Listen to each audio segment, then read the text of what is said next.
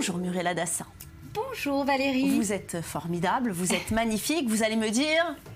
Je vous dis oui aujourd'hui parce que, à en croire votre costume, vous allez nous parler des destinations mariage. Voilà, il faut immortaliser le moment. Je pense qu'il y en a plein. Maman, si tu me regardes. Ça très bien. Merci. Oui, parce que le mariage est censé être un des plus beaux moments de notre vie et qu'en général, on veut que tout soit parfait.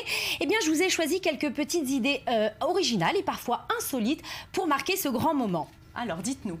Alors, bien évidemment, avant le mariage, il y a la fameuse demande en mariage. C'est important, cette demande en mariage. Exactement, parce que nous, les femmes, on attend que ce moment soit magique, soit inoubliable. Alors, c'est le moment pour les hommes de marquer l'occasion de laisser parler son cœur. Certains le font avec grand plaisir et d'autres le font dans la facilité.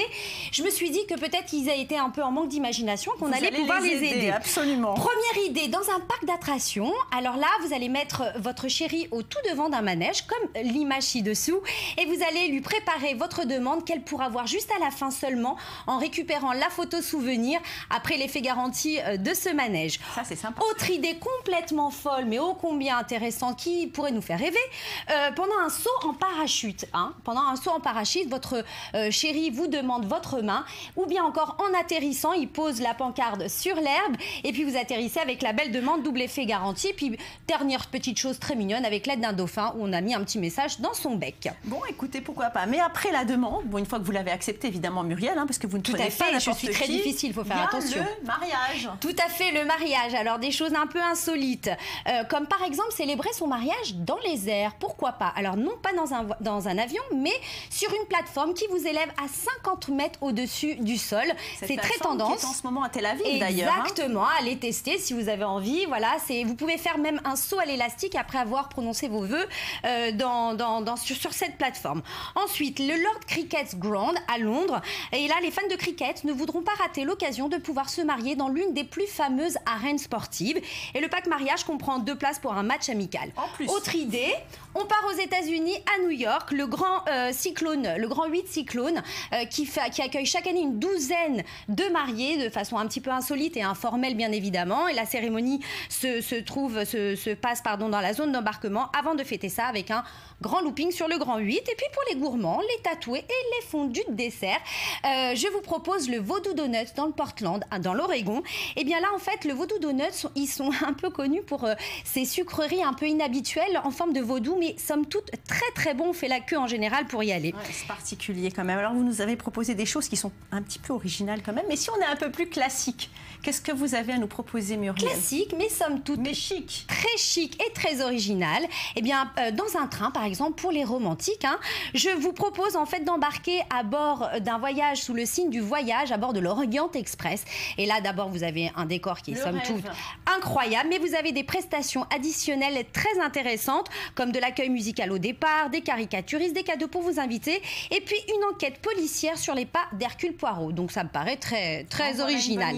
Voilà. Cas, vous êtes prête à partir, oui. Et n'importe où d'ailleurs. Là, maintenant, vous êtes juste prête je suis prête. Il manque que le mari. Voilà, merci. Exactement. Allez, et une destination à laquelle vous n'avez pas pensé, Muriel, c'est Chypre. On va regarder le reportage qui va suivre ensemble. Ils arrivent de Beyrouth, Tel Aviv ou Londres pour échanger leurs vœux. L'île Aphrodite devient lieu de destination privilégiée pour se marier. Un succès qui fait les bonnes affaires des professionnels du tourisme chypriote. Ils se frottent les mains. Regardez. Rodi est chrétien, Johanna musulmane. Pour se marier, seule solution pour ce couple libanais, se rendre ici, à Chypre, loin de leur famille. C'est beaucoup plus facile que de se marier au Liban et j'espère qu'on s'amusera.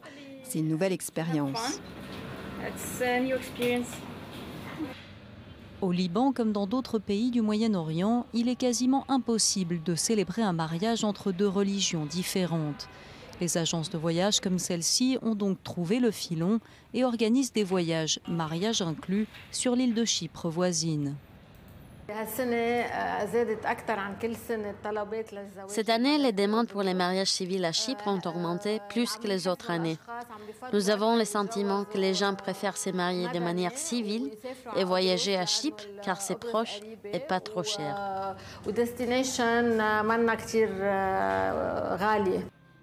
Libanais, israéliens, mais aussi russes ou britanniques, Chypre est devenue une destination phare du tourisme nuptial.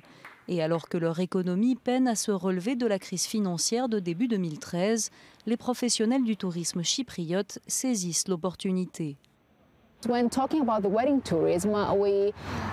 Quand on parle de tourisme nuptial, on inclut non seulement les couples qui se marient, mais aussi les invités qui les accompagnent. Et ces invités font en moyenne un séjour de 10 jours sur l'île, ce qui signifie qu'ils sont en vacances dans le pays en même temps qu'ils assistent au mariage. Hôtels, traiteurs, tailleurs ou encore bijouterie, sur l'île d'Aphrodite, de nombreux secteurs profitent de ce marché en pleine expansion. Les professionnels estiment que le tourisme nuptial représente 8,5% du marché touristique du pays.